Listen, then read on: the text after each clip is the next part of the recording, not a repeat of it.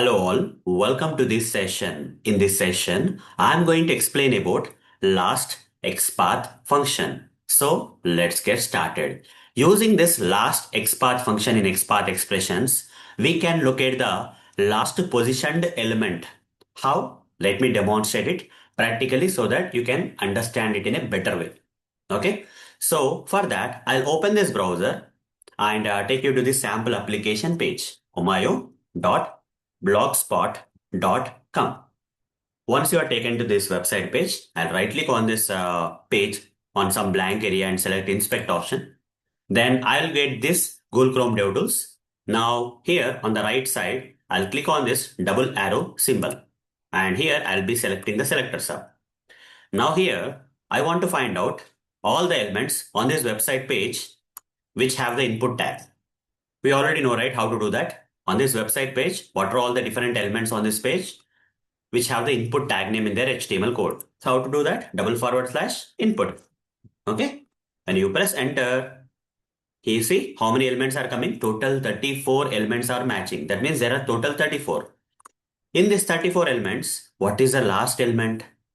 Last positioned element out of these 34 elements which are getting located with this relative XPath expression, that is /input in this example. What is the last element coming as? 34th element is the last element. So how do you write generally to locate that last element? After you know that this relative XPath expression is locating that many number of elements, that number you remember, and here I'll provide the circular brackets as part of this example. And after beside or outside the circular brackets, I'll write square brackets, and in that I need to specify the number manually. So if I have to locate the last positioned element, okay, in this list of elements that are getting located, that is 34 elements, what is the last positioned element? I can clearly say that is 34. So I'll just manually give 34 here. Okay, but tomorrow, if tomorrow one more element gets added, okay, onto this particular website page, one more element with the same input tag gets added, will 34 will be the last element? No. In that case, you have to update this 34 to 35 manually. And again, day after tomorrow, like 2 or 3 more elements with the same input tag got added. Okay. Even this 35 may not be the last element in that case. Again, you have to manually change this to some 38 or 37, whatever. Okay. Makes sense. So you see here, I'm manually updating the number here.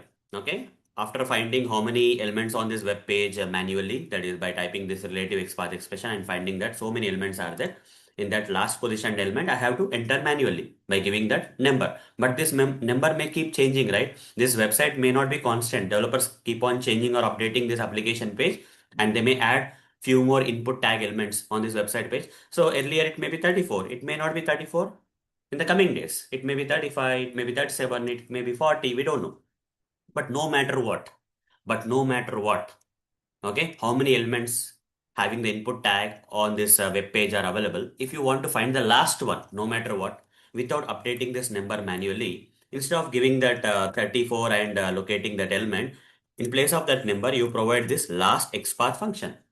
Okay, press enter. It will still locate the last element is, and tomorrow, if one more element having the input tag gets added, you don't have to give 35 here. This last will automatically find that last element only, guys. Okay, the last will automatically find the last element only. If I inspect this, so this is the last element, right? So I'll do one thing. I'll just double click. Sorry, where is that? Inspect this again.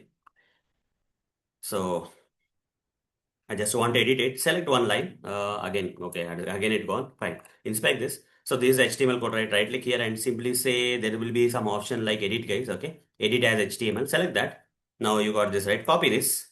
Copy this, guys. Copy this. And press enter. Paste it. Now paste it and give some more value. For example, I'll just remove this. XPath is equal to 1 for now. And here instead of bag, right? Bag was the last option. Now I'll give pen, book, laptop, bag. What else we can give?